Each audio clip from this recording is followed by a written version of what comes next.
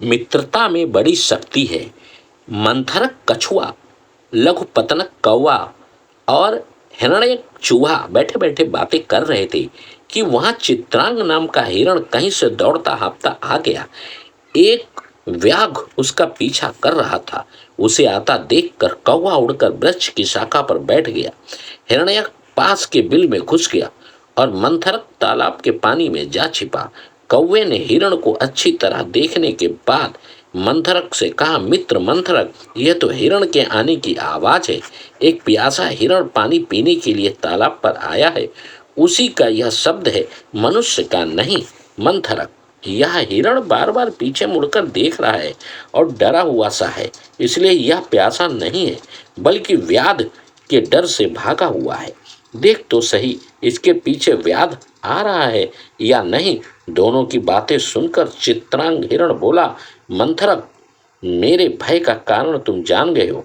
मैं व्याध के वाणों से डरकर बड़ी कठिनाई से यहाँ पहुँच पाया हूँ। तुम मेरी रक्षा करो। अब तुम्हारी शरण में हूँ। मुझे कोई ऐसी जगह बतलाओ जहाँ व्याध ना पहुँच सके।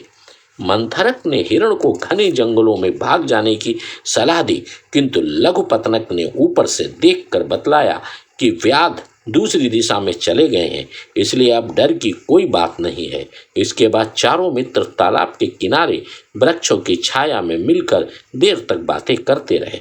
कुछ समय बाद एक दिन जब कछुआ, कौवा और चूहा बातें कर रहे थे, शाम हो गई। बहुत देर बाद भी हिरण नहीं आया। तीनों को संदेह होने लगा कि वह व्याध के जाल में ना फंस गया हो अथवा शेर, बाघ आदि ने उस पर हमला ना कर दिया हो। घर में बैठे स्वजन अपने प्रवासी प्रियजनों के संबंध में सदा शंकित रहते हैं। बहुत देर तक भी चित्रांग हिरण नहीं आया तो मंथरक कछुए ने लघुपतनक कौवे को जंगल में जाकर हिरण को खोजने की सलाह दी।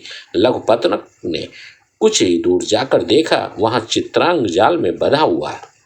लघुपतनक उसके पास गया। उसे देखकर चित्रांग की आंखों में आंसू आ गए। वह बोला, अब मेरी मृत्यु निश्चित है। अंतिम समय में तुम्हारे दर्शन करके मुझे बड़ी प्रसन्नता हुई। प्राण विसर्जन के समय मित्र दर्शन बड़ा सुखद होता है। मेरे अपराध क्षमा करना। लघुपतनक ने धीरज बंधाते हुए कहा, घबराओ मत, मैं अभी हिरण्यक चूहे को बुला लाता हूँ, वह तुम्हारा जाल काट देगा। यह कहकर वह हिरण्यक के पास चला गया और शीघ्र ही उसे पीठ पर बैठाकर ले आया। हिरण्यक अभी जाल काटने की विधि सोच ही रहा था कि लघुपतनक ने वृक्ष के ऊपर से दूर किसी को देखकर कहा, यह तो बहुत बुरा हुआ। हिरण्यक ने पूछा, क्या हुआ? व्याध आ रहा है। लघुपतनक, नहीं, व्याध तो नहीं, किंतु मंथरक कछुआ इधर चला आ रहा है। हिरण्यक, तब तो खुशी की बात है। दुखी क्यों होता है? लघुपतनक, दुखी इसलिए होता हूँ कि व्याध के आने पर मैं ऊपर उड़ जाऊंगा। हिरण्यक बिल में घुस जाएगा। चित्रांग भी छलांगे मारकर घने जंगल में घुस जाएगा, लेकिन यह मंथरक कैसे अपनी जान बचाएगा? यही सोचकर चिंतित हो रहा हूँ। मंथरक के यहाँ आने पर हिरण्यक ने मंथरक से कहा, मित्र, तुमने यहाँ आकर अच्छा नहीं किया। अब भी वापस लौट जाओ, कहीं व्याध ना आ जाए। मंथरक ने कहा, मित्र, मैं अपने मित्र को आपत्ति में जानकर वहां नहीं रह सका। सोचा उसकी आपत्ति में हाथ बटाऊंगा, तभी चला आया। ये बातें हो ही रही थी कि उन्होंने व्याध को उसी ओर आते देखा। उसे देखकर चूहे ने उसी क्षण चित्रांग के बंधन काट दिए। चित्रांग भी उठकर घूम घूम कर पीछे देखता हुआ आगे भाग खड़ा हुआ। लघुपतनक वृक्ष पर उड़ गया। हिरण्यक पास के बिल में घुस गया। व्याध अपने जाल में किसी को ना पाकर बड़ा दुखी हुआ। वहां से वापस जाने को मुड़ा ही था कि उसकी दृष्टि धीरे धीरे जाने वाले मंथरक पर पड़ गई। उसने सोचा, आज हिरण तो हाथ आया नहीं, कछुए को ही ले चलता हूँ। कछुए को ही आज भोजन बनाऊंगा, उससे ही पेट भरूंगा। यह सोचकर कछुए को कंधे पर डालकर चल दिया। उसे ले जाते देख हिरण्यक और लघुपतनक को बड़ा दुख हुआ।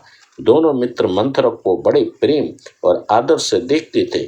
चित्रांग ने भी मंथरक को व्याध के कंधों पर देखा तो व्याकुल हो गया। तीनों मित्र मंथरक की मुक्ति का उपाय सोचने लगे।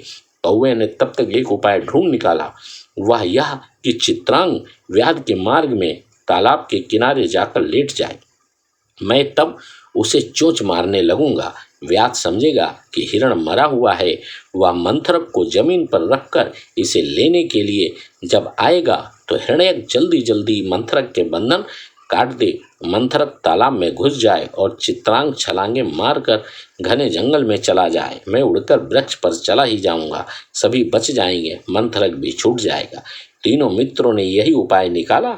चित्रांग तालाब के किनारे मृतवत जा लेटा। कौवा उसकी गर्दन पर सवार होकर चोंच चलाने लगा। व्याध ने देखा तो समझा कि हिरण जाल से छूटकर दौड़ता दौड़ता यहाँ मर गया है। उसे लेने के लिए वह जालबद्ध कछुए को जमीन पर छोड़कर आगे बढ़ा तो हिरण्यक ने अपने वज्र समान तीखे दांतों से जाल के बंधन काट दिए। मंथरक पानी में घुस गया, चित्रांग भी दौड़ गया। व्याध ने चित्रांग को हाथ से निकाल कर जाते देखा तो आश्चर्य में डूब गया। वापस जाकर जब उसने देखा कि कछुआ जाल से निकलकर भाग गया है, तब उसके दुख की सीमा ना रही। वहीं एक शिला पर बैठकर वह विलाप करने लगा।